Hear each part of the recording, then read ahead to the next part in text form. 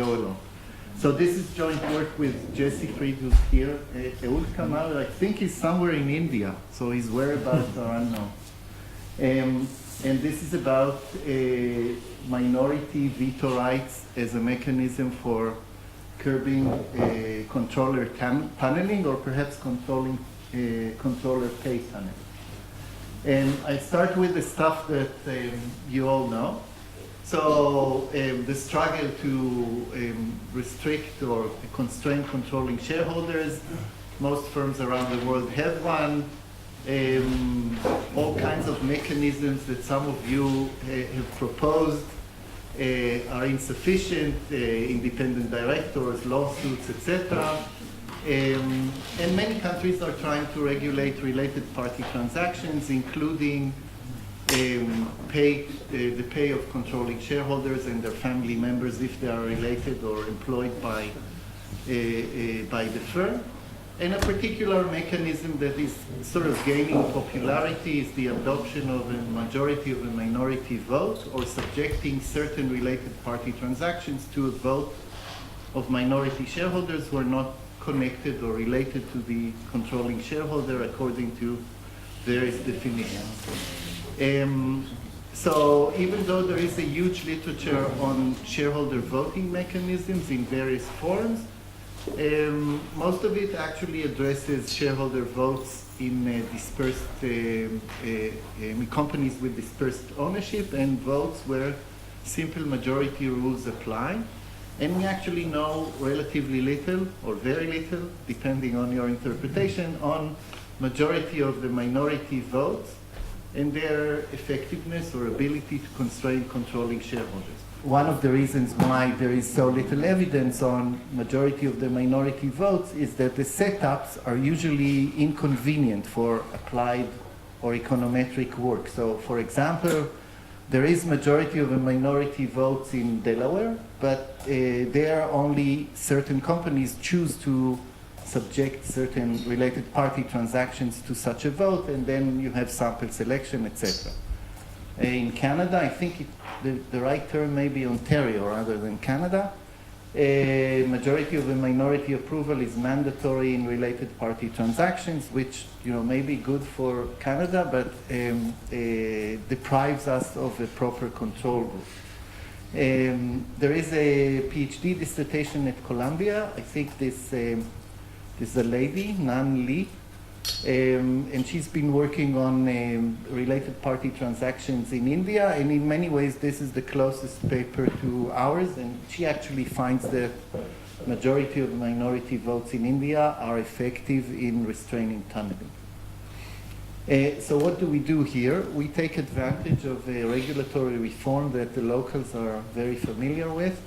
In 2011, until that time, related party transactions in Israel, including the compensation of the controlling shareholder and his or her family members, were subject to a vote by a third of the minority, or required the approval of a third of the minority.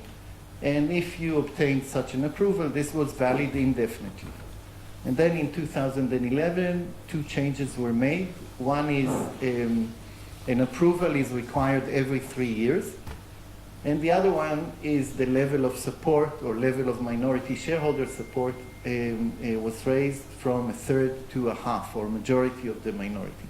So we actually use these two regulatory changes to evaluate the effect of majority of the minority votes on the compensation of controlling shareholders and their family members. I will just say from now on, compensation of controlling shareholders. In parentheses, we use compensation rather than other related party transactions because they're standardized and easy to measure and compare. But Oded, who's sitting in the corner, is writing a PhD dissertation at the Hebrew University using data on all related party transactions, and he finds things that are consistent with what you're going to see here, I think. Okay, so I will save you this bit. Just say that if you read the newspapers, some of them especially some controlling shareholders have been whining about this majority of a minority vote and how unfair it is, depriving them of their ability to be paid as much as they like, subjecting it to the approval of these minority shareholders who are typically institutions. They know, I don't know if you're allowed to say in Bar-Ilan they know shit, but they know very little and all of that stuff. But we want to see whether there is statistical evidence supporting this. And the way we go about doing this is, again, looking at the compulsory report by which companies have to disclose the compensation of the 5 highest paid executives. Sometimes there are more than 5, but think of it as 5 for the moment, in a very standardized way.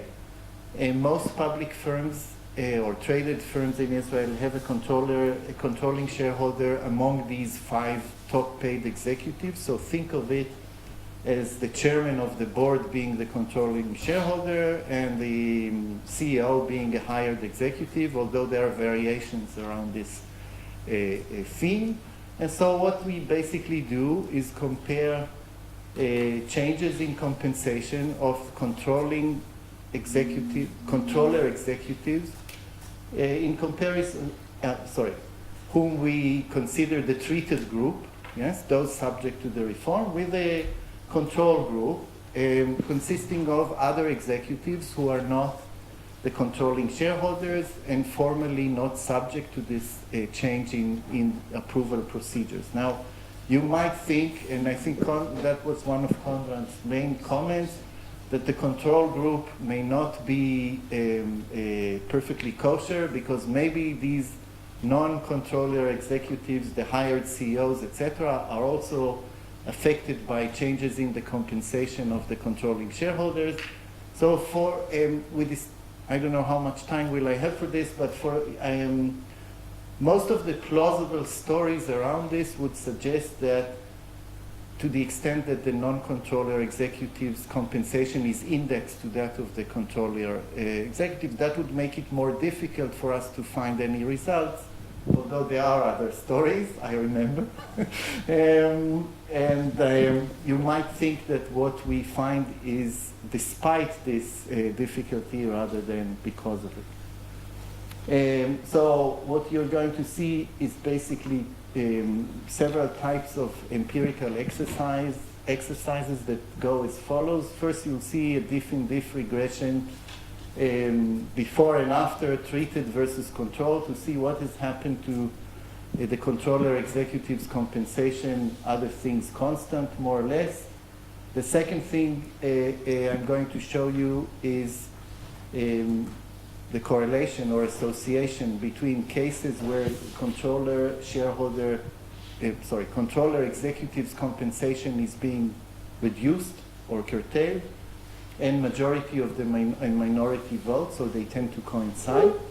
And the third thing I'm going to show you is that controller executives are more likely to leave the firm after this reform than before relative to non-controller executives. And by leaving, I mean working for zero pay, just doing humanity a favor, or reducing their compensation so that they no longer appear on the list of the top 5 executives, or just going home, saying we don't want this anymore. And this phenomenon has become more prevalent relative to what it was before.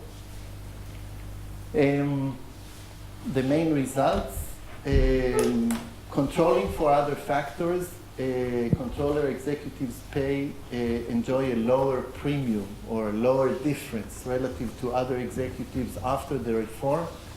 This is only controlling for other things. I won't be able to show you a beautifully designed diff-in-diff, unconditional diff-in-diff figure. The second thing I'm going to show you is that the likelihood that a controller executive leaves the firm increases after the reform.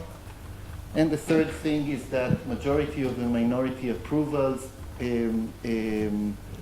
about 1 in 3 of those is associated with a reduction in pay. think of this in comparison with what used to be the case before this law or this reform, any approval you would obtain was valid indefinitely. So if shareholders were pissed off with the controlling shareholder or the chairman of the board, they couldn't do anything in terms of his compensation. Afterwards, like in, I don't know, in an election, every 3 years you have to ask them, and if they are unhappy, then you observe cases of compensation reductions. One thing that I'm going to postpone to the end is whether or not all of this is good or bad. That's another comment that has come up in various earlier versions or discussions of earlier versions. We are not saying that this is a good thing. I'll come back to this. And another comment I'll come back to later is whether or not this has made or has changed real corporate policies or has affected the ways firms operate. And in general, the result is no. And we nevertheless think that this is an interesting experiment with potential implications for other settings, and I'll come back to this in a little bit. What is the meaning of these results? So controller executives who enjoy shareholder support can still get their compensation approved or even increased after the reform, but those who are not popular with the minority shareholders or those with whom the minority is unhappy now face shareholder scrutiny every 3 years, unlike what happened before. Note that we really cannot distinguish between the effectiveness of the two features of the change, the increase in the required majority and the mandatory nature of a vote every 3 years. We tend to think that both of them are at play, and maybe the requirement to hold periodic voting is perhaps more important, but I won't be able to back this statement with any sort of concrete empirical results. Okay, let me show you the data. So we have, as I've said before, every company has to report the compensation of the top 5 execs. And so we have data on roughly 600 firms, roughly 4,500 executives over a period of 6 years, and we are now, unfortunately, collecting earlier data to show more parallel trends and stuff that some of you have asked to see. I'll skip this. With one exception, the mean and median number of reported executives is 5. That's the second row from below. And something like a quarter of them are controller executives, so the controlling shareholder or maybe his or her family members. Most firms have one of those on board, which is good for us. Yes, for the empirical stuff, these are sample stats that won't be necessary, except for the fact that performance-based compensation is much less frequently used for controller executives. That makes sense. They already have equity stakes. And so questions like, does compensation become more sensitive to performance, etc., are not very relevant to this setting. These are the votes or the approvals. That may be worth a minute. So majority of the minority approvals, as you can see, begin in 2011 and more or less appear in 2 cycles of 3 years, right? So 2011 and 14. A third of the minority votes end in 2011. There is an issue whether the reform was anticipated. I can't remember who raised that comment, and whether there is a run-up towards 2011. So we are collecting data on a third of the minority approvals before, and so far we haven't been able to see any run-up. So if you ask, Ehud is not here, but he would tell you that this reform, before its approval had been discussed for maybe 10 years, so it wasn't a surprise, but the actual timing and implementation were unexpected, which is sort of okay. Okay, let me show you. This is the first and maybe basic regression that we're going to use. So this is a classic diff and diff. The dependent variable is the log of total compensation of an executive I at firm J at time T. The interesting stuff is the interaction term, right? Controller executives interacted with the post-reform period. They are individual fixed effects, so you don't see controller executive dummy. And if you look at the first row, you basically find that holding constant other things, which I'm not sure you see in this regression. You do see some of them. So firm size, firm performance, year and executive fixed effects, etc. The post-reform compensation of a controller executive is about 10% lower than it would have been given the other factors that determine compensation. So it's not in absolute terms. I think this is for Lucian, because he has invented this thing that I think I wanted to say.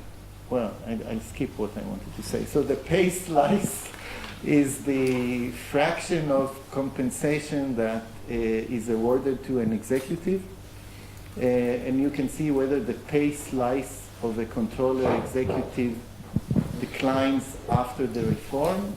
The pay slice of the chairman is something like 25% of the total compensation of the 5 top paid executives, so it goes down by about 1 percentage point. It's not a huge thing, but it is there. I forgot to mention, sorry, why do we have so many columns for such a simple statement? So some of these regressions, I can't remember offhand. Oh, it's written. So in some of them, the dependent variable is total compensation. In some of them, we exclude equity-based compensation, which may vary from year to year for non-governance related reasons. In some of these regressions, we have the full sample of executives, and in some of them, just the highest, the top 2, the highest 2 paid executives. And it's roughly the same with some variation in the magnitude of the coefficients. And here we sort of follow the same logic. Okay. These are, now I want to show you the relationship or the correlation between pay reductions and the type of approval that shareholders were asked to provide before a compensation contract was introduced. So the red ones are majority of the minority votes. The other types are the blue, is that blue? Or whatever color you want to call this one. The blue is a third of the minority, which exists until the law is changed in 2011. And the orange or brown is everything else. These could be board votes on the compensation of the CEO or some other stuff. And what you basically see is that the likelihood of a compensation reduction is far higher following the majority of the minority vote than any other type. That makes sense, right? Because before the law was changed, any approval was valid indefinitely, so you'd bring your compensation to a vote, presumably if you thought you would get a raise. So an obvious selection problem, but the majority of the minority ones are compulsory every 3 years. So sometimes if shareholders are unhappy with you, you get a reduction in equilibrium, right? So all votes are, the votes or the approvals are actually cases where shareholders voted for a compensation package. So the issue is really whether the amount was lower than before, and in about a third of the red ones, majority of the minority, the amount was lower. These are regressions basically saying the same thing. So the dependent variable is the likelihood of pay reduction relative to the previous year. You see that these are logits or linear probability models. I'll skip the technicalities. What you basically see is that this dummy for any approval, any type of vote, is basically negative, which is exactly what I've just said, right? It's endogenous, it's selection, etc. Majority of the minority votes or approvals are different. They are much less likely to be they're much more likely to be associated with the pay reduction. On average, the combined effect is 0, but as I've said, about 1/3 of them end up in compensation reductions, which is again consistent with these votes having a bite under some circumstances. So some of you, I can't remember, who made this comment on a previous version, to sort of try and identify better what are the causes of shareholder outrage, when do they really get upset and force a compensation reduction. So we haven't been able to really come up with a coherent story on that using the existing set of variables. Maybe there is something else we don't observe which determines how popular a controller executive is with shareholders. We do control here for profitability and a few other things. Yes, so I think I've more or less said these things. So most the approval types are associated with pay increases. Majority of the minority are sometimes different, even though on average their effect is 0. Some of them are associated with pay cuts, and in that sense, this law, this reform changed the setup relative to what had existed before. Okay, the last bit of empirical result is the likelihood of controlling shareholder disappearance. So disappearance, I have 5 minutes. Then you're looking at the microphone? Okay, so I'll be done in 5 minutes. So a disappearance is a case where a company continues to exist, but a certain person is no longer on the list of top 5 paid executives. So normalize this ratio or proportion of disappearing executives to 100 in 2009, and then distinguish between controller executives and others. And you see that controller executives are much more likely to leave the firm after the reform than before. We're going to add more years before to make it nicer. But if you take this at face value, one of the effects of this reform was an increase in the probability that controller executives would cease to be among the top paid. You see this in regressions, which I will skip because I'm out of time. What happened to these executives? I think this is a comment that has come up in the previous discussion. Something like 300 controller executives disappear from the sample after the reform. About 10% of them are replaced by hired professionals. So 30 out of 300. Is this a big number or a small number? Is up to you to judge. Others tend to work for less or work for nothing. And some of them, about 20, have moved to lower paid positions, so no longer hold the senior position they had before. So there is something going on in terms of effects on corporate organization, but not that much, which is maybe consistent with the magnitude of this reform.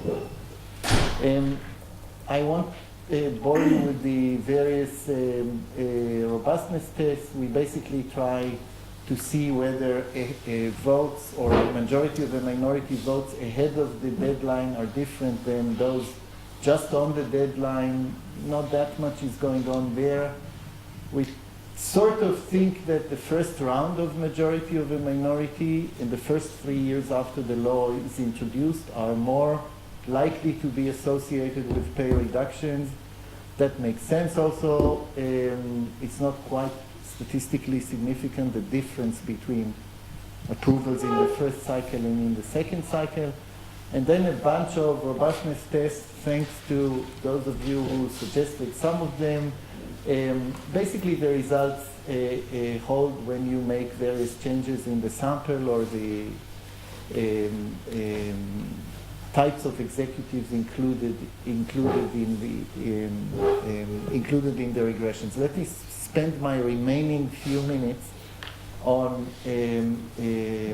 things that we are actually trying to do now and the extent to which we have been able to address them, partially, I guess. So a comment that has come up, I think Yaniv is the first one to say this, is show us whether or not this has been associated with any real changes in corporate policies, behavior, and so on. The honest answer is not much. Related party transactions are related party transactions or being used more often to replace tunneling through executive pay? The answer is no. Perhaps because they are subject to the same kind of approval procedure. Changes in dividend, changes in Q, etc. We actually don't see much going on. This I've already alluded to. We are collecting earlier data to verify a few more things. Let me just conclude by saying, why is this interesting? So we are not talking about large amounts of money. So if you calculate the amounts of money that shareholders may have saved, this coefficient of 10% that you saw in the first diff regression is something like $40,000 per executive. Is not a lot of money. Yes? We think that this may be the reason why there is no effect on Q, etc., even if Q is the kosher variable, so leaving aside Ernst's comment. We think it's interesting because it shows that majority of the minority approvals can make a difference or can work in certain setups, and here the setup is relatively clean in comparison with what other people have done in other countries. We think it's interesting because it extends the say on pay literature and the literature on related party transactions to the context of having controlling shareholders and binding the majority of the minority vote. And it's interesting because the effect seems to be associated with the exogenous imposition of periodic voting every 3 years, and that's also unique to this setup.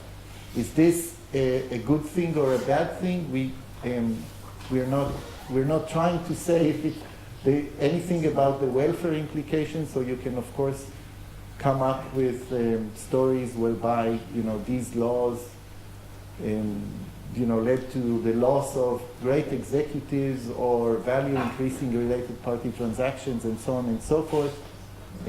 We are not trying to say that this is good or bad. We're just trying to describe the results that were associated with this particular reform.